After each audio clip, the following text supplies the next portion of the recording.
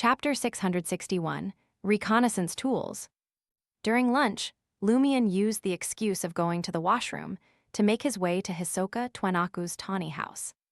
After ascending the wooden stairs and passing through the empty, open ground floor, he took out a new wire and picked the lock on the door.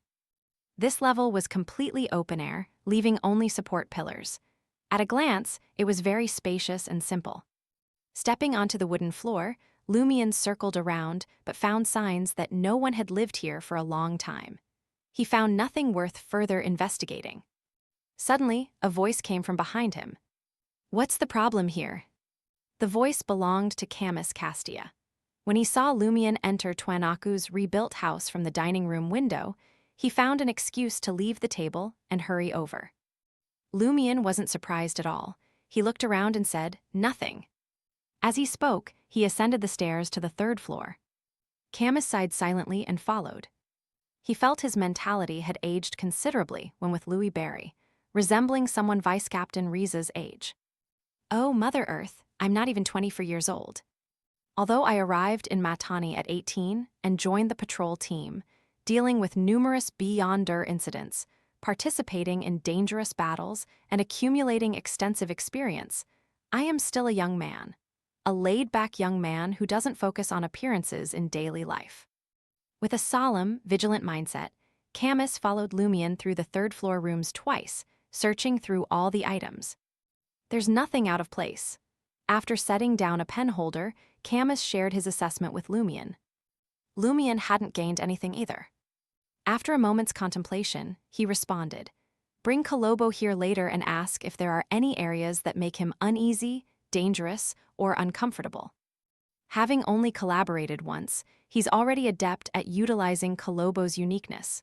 Bringing Kolobo here, why does it feel like a police officer asking a constable to bring a canine unit? Camus criticized inwardly and nodded. Understood. As Lumion surveyed his surroundings again, he thought, "I'll bring Ludwig over later and ask if he detects any fragrance of special ingredients." Returning to the dining room with Camus, Lumion indulged in the guadar beverage, savoring the rich and intricate aroma of roasted beef, roasted chicken wings, roasted snake meat, roasted spiders, and roasted leeches. After eating and drinking his fill, Lumion took Ludwig's hand and led him to Hisoka Twainaku's house.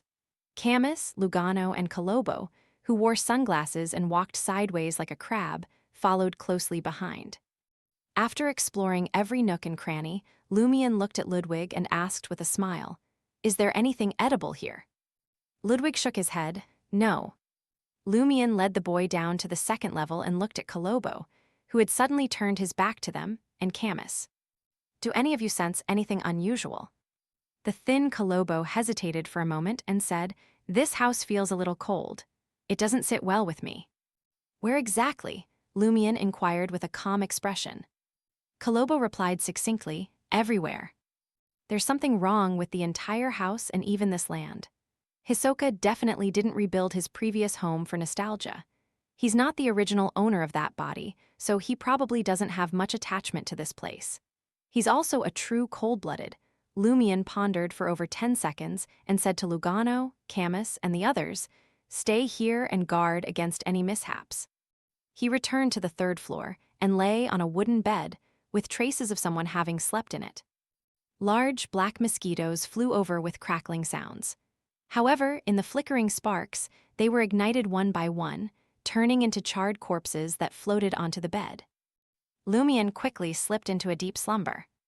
In his daze, he slowly awoke. Lumion took out the golden pocket watch from Salle de Bal Brisset, opened it, and muttered to himself. Slept for half an hour and didn't have any special dreams. He had always believed the Dream Festival was related to dreams, so he deliberately slept in Hisoka's house, but nothing happened. Lumion gazed at the midday sun, shining through the window, and stood up thoughtfully. Could the timing be off? Must I sleep at a specific time and place to participate in the Dream Festival? Therefore, most Tizimo town residents are unaware of its existence. When Lumion returned to the spacious but crude second level, he realized Camus and the others now had 3 more people with them. One was a man in his 30s with a painted face. His light brown skin and thick lips gave him a relatively clean-cut look, and his black hair fell to his shoulders. A strong, pungent smell wafted from him. The other was a young woman wearing dark leather armor. Her brown hair was tied in 2 strands draped over her shoulders. Her light brown skin and facial features exuded a wild beauty. She carried a hunting bow and a leather quiver of arrows on her back. Another man, dressed similarly to Camus, and the others in a shirt and thin pants, stood over 1.9 meters tall with an appearance leaning towards the Fasak Empire. He had short light blonde hair, light blue eyes, and a face bearing signs of exposure to sun and rain. "They're our colleagues, members of the Tizimo Town Patrol Team," Camus introduced. He pointed at the man with the white paint pattern on his face and said, "Captain of the local patrol team, Maslow." "His teammate." Camus turned to the wild-looking woman with a bow and arrows on her back and the tall Fasacian man and said, "Rhea." Lobin used to be an adventurer. He spoke in Intijan the entire time. Finally, Camus addressed the 3 local patrol team members. "This is the great adventurer, Louis Barry. The other 2 are his assistant and godson." "This is the great adventurer, Louis Barry. The other 2 are his assistant and godson." "Great adventurer." Maslow repeated the term and cast his gaze at Lobin. Fasacian Lobin shook his head, indicating he had never heard of him. Maslow averted his gaze and asked Lumian, "Are you here to hunt?" Tizimo Town had been a favorite hunting ground for Port Pylos' gentry for decades. There was no shortage of residents proficient in Intijan, and the patrol team had language requirements to handle the gentry's requests. Lumian responded with a smile, something like that.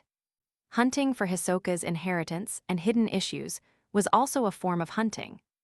Seeing the skeptical expressions on Maslow and the others' faces, Camus hurriedly explained, "Do you remember the telegram sent last night?" "You mean," with her hunting bow and arrows, Rhea couldn't help but glance at Lumian again. Clearly, she, Maslow, and company had just arrived and hadn't had time to discuss the detailed situation with Camus and Kolobo. A telegram could only convey limited information. Camus nodded solemnly. "Monsieur Louis Barry is here to investigate the hidden issues behind Tuanako." Using the excuse of inspecting the house again, he led the 3 local patrol team members upstairs. Lugano glanced at the stairs and asked Kolobo, who had his back to them, "There's a local patrol team in Tizimo." Based on his experience, there shouldn't be any official Beyonder teams permanently stationed in the northern continent's small towns and villages like Port Pylos. They would typically send someone to handle issues as they arose.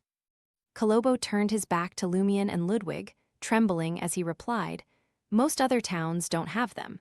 This place is rather special and is often attacked by primitive tribes. Not only did our patrol team station a permanent team here, but the Admiral Guard also has Beyonders at the military camp outside town." Lugano glanced at the strange official Beyonder, who doubled as their carriage driver, and couldn't hide his curiosity. "Why do you always have your back to us and wear black sunglasses? Don't you want others to discover something's wrong with your eyes?" Kolobo fell silent, unsure if he should answer. At that moment, Camus led Maslow and the others back to the second floor. When they looked at Lumian again, Maslow, Rhea, and Lobin's expressions turned much more serious. Lumian smiled and asked casually, "Did anything unusual happen with this house?" "No," Maslow had already recalled the relevant details. With a nod, Lumian replied, "Were you transferred to Tizimo after the attack last year?"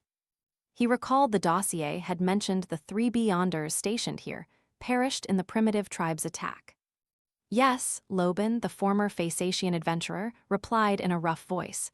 "It's been nearly a year. It's been very peaceful here. No more attacks." According to the records, the tribe in the primitive forest attacked 2 to 3 times a year in past years. Admiral Quiraril's response of sending more guards and army deterred the primitive tribe from taking the risk. Did they really retreat into the forest depths? Or did the April Fool's prank cause something to change?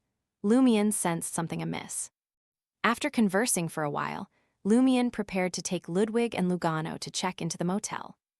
Maslow took a few steps forward and retrieved 2 items from a small leather bag hanging from his waist.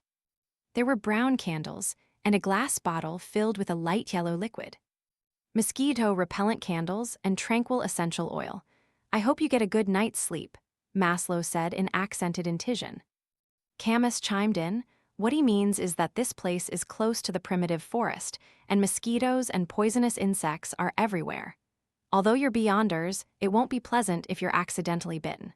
Furthermore, you won't be able to sleep peacefully and will keep waking up. The mosquito repellent candles are made from plants that mosquitoes dislike. Tranquil essential oil comes from certain animals, making those damned buzzing fellows stay away from you. At this point, Camus, Maslow, Rhea, and the others suddenly realized there were no mosquitoes on the entire second level. Lumion turned to Ludwig and accepted the candle and oil with a smile. Then, he gently pinched his nose to confirm the pungent smell on Maslow, and the others came from the tranquil essential oil. After Lumion, Ludwig, and Lugano left Twenaku's house, Maslow looked at Kolobo, who had his back to everyone in confusion. He asked in Dutanese, "What's wrong?"